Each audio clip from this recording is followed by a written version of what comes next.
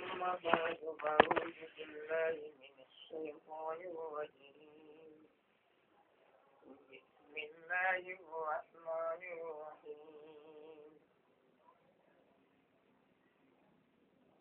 وما خلقت الجن والإنس إلا ليعبدون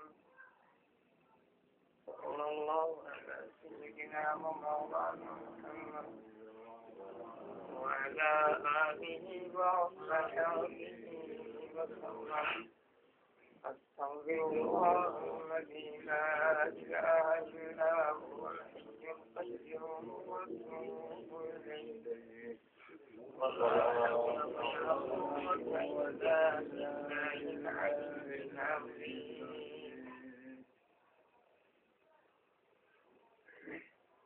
প্রত্যেক জিনিসের একটা উদ্দেশ্য থাকে।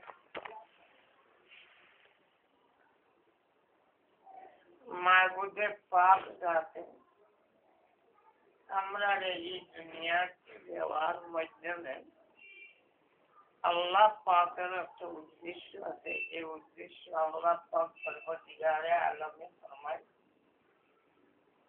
যে আমি এই মানব জাতির দুনিয়ার কিছু কেবলমাত্র আমার ইবাদত করতে,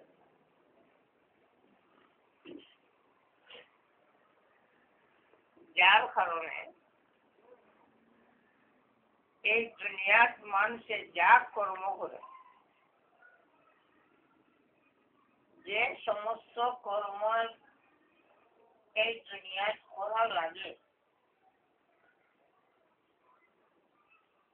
এই প্রত্যেকটি কর্ম আল্লাহর ইবাদতের লগে জড়িত।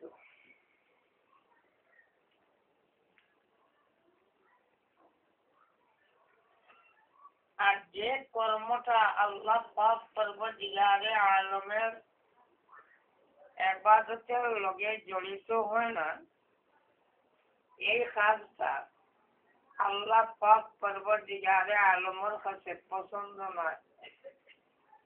আল্লাহ এই কর্মের ভালো হয় না। এমনকি আমরা বাসায় যেটা দেখুন হারাম মাকরুহ, আল্লাহ না পছন্দ করে।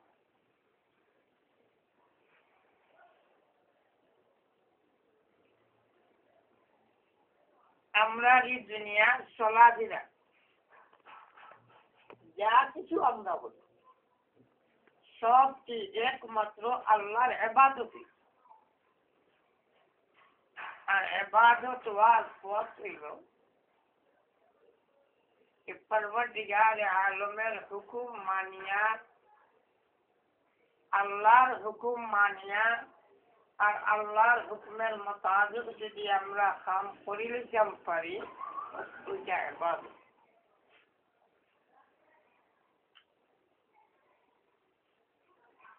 আর যেটা নাকি আল্লাহর হুকুম না, আল্লাহ কাজ করবার কথা কইছেন না, এরপরে যদি আমি করি তাহলে আল্লাহ যেটা করবার কথা কইছেন না ওটা আমি করি, এটা হয়তো নিয়তের কারণে কোনো সময় বালা হয়ে যেতে পারে, আর না হয় বুড়াও হইতে পারে। আর যেটা কর্ম আল্লাহ পাক পরবর্তীকালে আলমে নিষেধ করে দিছে, এই সমস্ত কর্ম যদি করে তো আর কথা আল্লাহ ইচ্ছার বিরুদ্ধে, আল্লাহর হুকুমের বিরুদ্ধে আল্লাহর বান্দার কাম করছে, এটার নাম হলো নাফরমানি।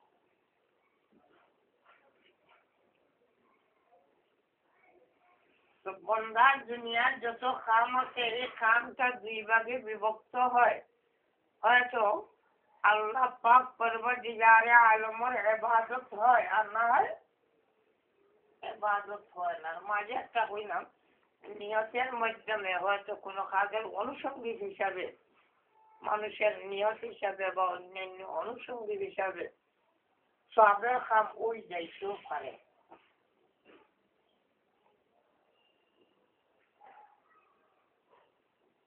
ওই তামাম বস্তু যেটা আমরা সর্ব অবস্থা করি, এই কামটা করার আগে ফিকির আনতে হইব আমার এই কাজটা আল্লাহ পাক পরবর্তীকারে আলমের ইবাদতের মাধ্যমে পড়বনি না পড়তো না। যে কোনো কাম যে সময় দেখবো একথা এটা আমার আল্লাহর ইবাদতের মাধ্যমে পড়ে সওয়াবের কামের গণ্ডির ভিতরে থাকে তখন এই কাম করতাম। আর যদি তা সওয়াবের কর্মের মাধ্যমে পড়ে না এইটা কোনো অবস্থায় করতাম না। এই মিজাজ এই মন মানসিকতা যত সময় পর্যন্ত একজন মুমিনের গড়িয়ে উঠছে না এই আল্লাহর বান্দা ইমানের পথে হেদায়েতের পথে নাজাতের পথে টিকিয়া থাকাটা বহুত কঠিন। আর এই মিজাজ এই মন মানসিকতা যদি গড়িয়া উঠে যায় কাম করবার আগেই চিন্তায় এই কাম করতে হবে যে আমার আল্লাহর নির্দেশ মোতাবেক না নির্দেশ মোতাবেক না চিন্তা করি যদি ও কর্ম নাইলে করতাম না। আর মাঝখানোর যেটা যে সময় এক আল্লাহর বান্দা তালাশ করে যাইবে ও যাই আসেনি তালাশ করার পরেই এই আল্লাহর বান্দা সঠিক পথে হেদায়েতের পথে সুন্নতে রাসূলের পথে আল্লাহর পথে টিকিয়ে থাকতে পারে না।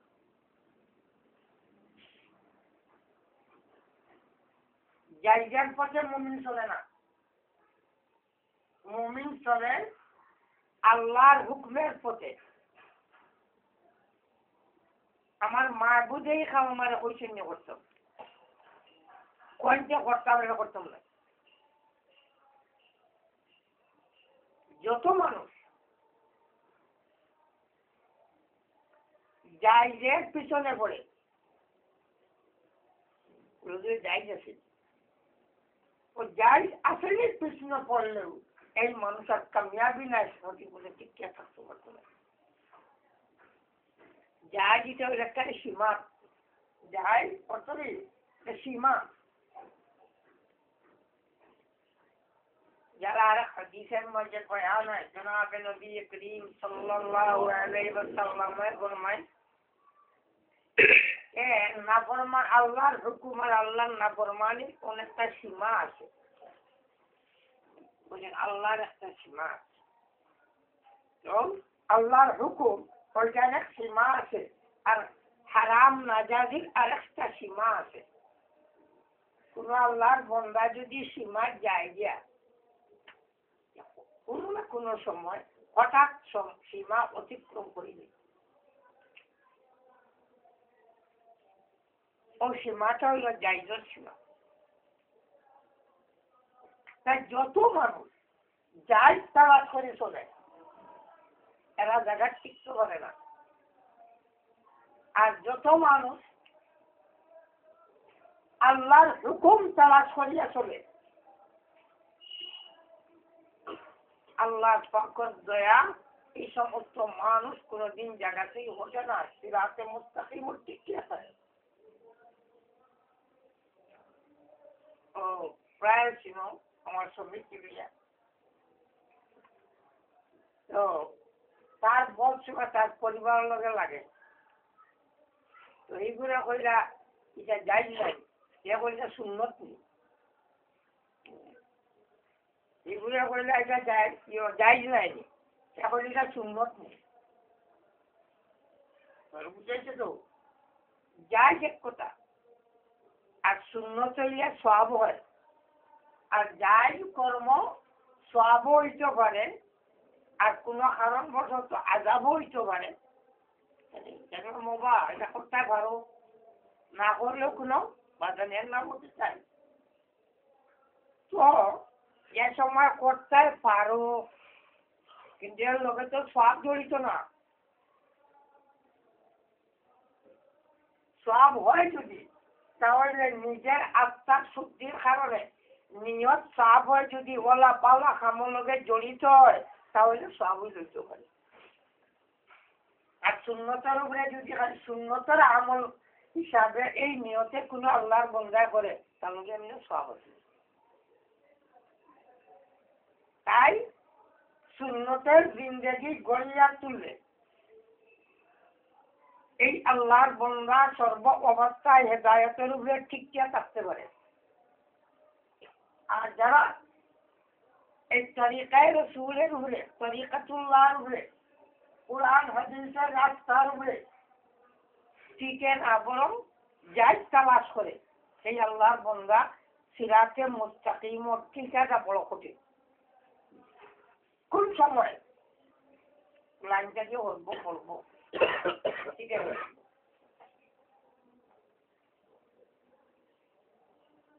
তাই এরপরে মরিবর পরে আলোচনা করবো। এর কারণে পয়লা দিল বানাইলে চলব। আমি যাইজর লগে না, আমি সুন্নতে রাসূল সাল্লাল্লাহু আলাইহি ওয়াসাল্লামের লগে নবী আলাইহিস সালামের যা আল্লাহ রসুলের বয়ান করে গেছেন বা আল্লাহ রসুলের যে নিয়ম কানুন জারি করে গেছেন, তার ব্যক্তিগত না, এটা আল্লাহর হুকুম। এর কারণে সবকে আল্লাহর হুকুম মানতে হবে। আল্লাহর নবীর কিছু নাই, বাহ্যিক যদিও দেখি আল্লাহ রসুলের কথা, কিন্তু এটা খান স্বয়ং আল্লাহ। তো এখন নমাজও মসজিদে ভর্তি হইব কিনা সুন্নতের সুরগত জীবন যাইজের উপরে না, সুন্নতের উপরে।